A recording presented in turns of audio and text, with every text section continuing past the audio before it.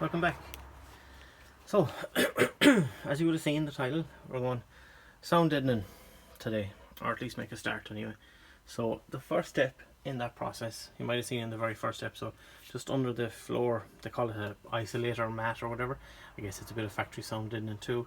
There's a little bit of surface rust in a couple of spots, so I'm going to rub that back with a wire brush, paint on a little bit of that rust converter stuff. It's not, I mean, it's better than nothing. It's not going to save your car by any means, but it'll be better than just leaving it sit there. And while that's drying, I'm going to hoover out the whole car, give it a good hoover again because it's gotten very, very grubby. Any loose bits like that bit just there in the factory sound deadening, that's that tar based stuff, like super old school kind of stuff. So you could go hammer and chiseling at it all, but like, you gotta be 100 years old by the time it's done. I don't want that kind of heartache. So give it a really good hoover.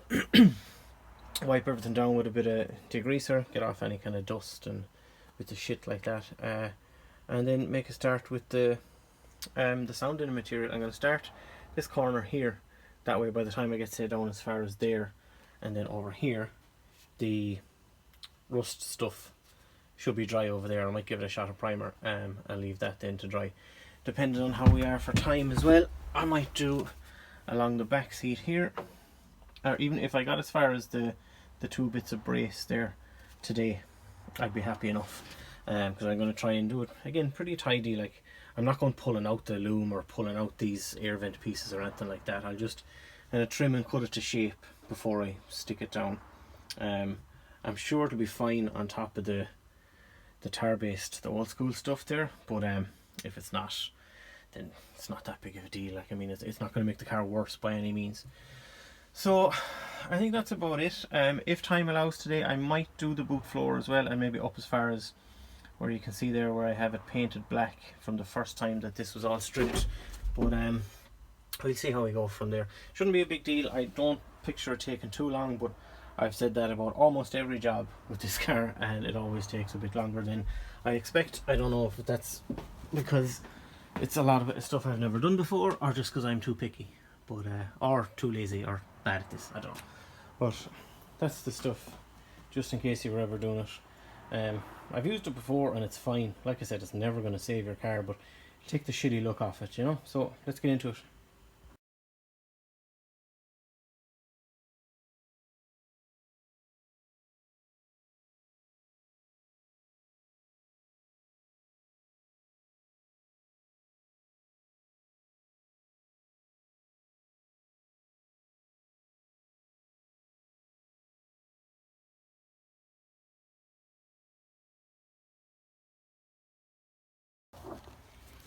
There you go. Try and kind of, yeah, that was all that was really in it. Another tiny spot up on the top there, but all that was really in it was that big spot, the little bit below and the little bit beside it. Again, for a 30-year-old car, like from say the B pillar forward, it's nearly perfect. Like, all the damage and rot and rusty shitholes were all in the back, and there's still a few there that will get replaced or get tidied up in the coming weeks, but the other side is perfectly fine as well. So give that stuff a while to dry, so we'll move on to hoovering and degreasing the floor, and once that's done I'll come back then and we'll take a quick look at the sound deadening stuff. So this is the sound deadening material. I've had it for a couple of weeks now in the house, but I haven't been at the point where I could get into it yet, so I just pulled open the box and there's 20 of those sheets in it. They're about, I'd say they're a bit bigger than an A3 sheet of paper. So I can't remember exactly what dimensions I had looked at when I ordered, but I remember thinking that it was enough to do like 1.5 times the car, or something to that effect anyway. So it seems to be the same as a lot of the stuff you'd see, just the peel back adhesive sort of stuff. I watched a couple of videos on it last night, and it seems that the newer stuff like that, it's not the bitumen tar based stuff. You can pull it back up if you need to do a repair on the underside of the car or something like that, but maybe with a bit of heat or something you can pull it back up. I'm not sure, but the dude in the video literally just pulled it back up and it's popped up, so we'll see how it goes. And I have the little roller there, so I'm gonna kind of make little templates offered into the car and cut around whatever corners and shapes and stuff that I need to get around. It shouldn't take too long.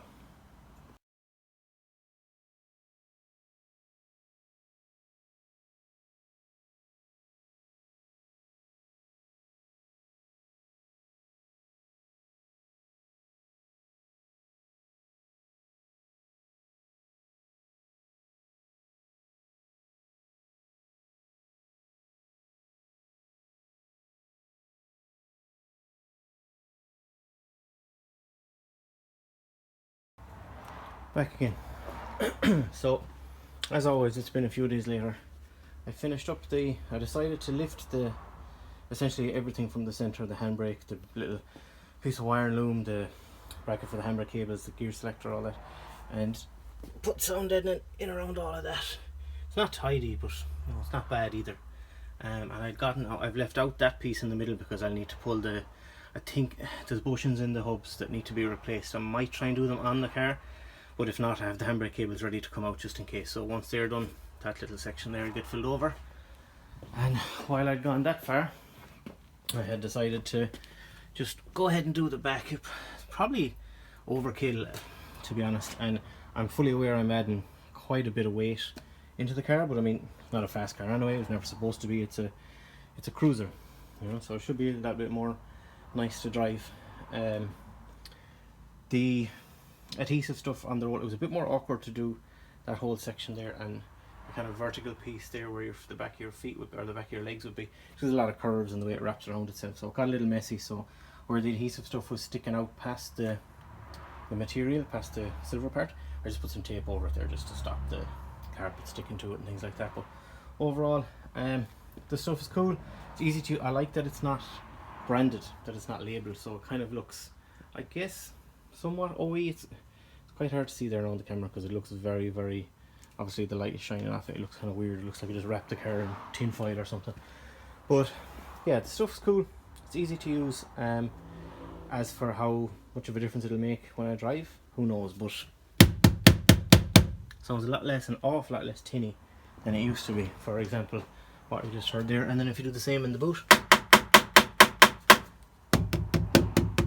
So yeah, pretty happy with that. I still have roughly about 6 sheets left out of the 20. So I had planned on doing the boot as well. I probably still will at some point. But as you saw on the previous, or as you will see, there's a couple of nice little holes there, but that will be getting repaired in the coming weeks. So once that's done, I won't do all the way up as far as like into the shock tower and stuff like that. I'll just do the kind of the flat, say along that edge there all the way and down into the boot well or something. But other than that, that's pretty much that little project done. We'll find out in the coming weeks once the car is back together and driving how much of a difference, if any, that it makes, but at least for my own peace of mind it's done. So that's it for this one. I have 1 or 2 other videos that are nearly ready to go, but other than that, that should be it for today. If you have any experience doing the sounding and stuff around like that, let me know where I went wrong, any little kind of hints or tips or anything like that. But other than that, I'll speak to you again in a couple of weeks.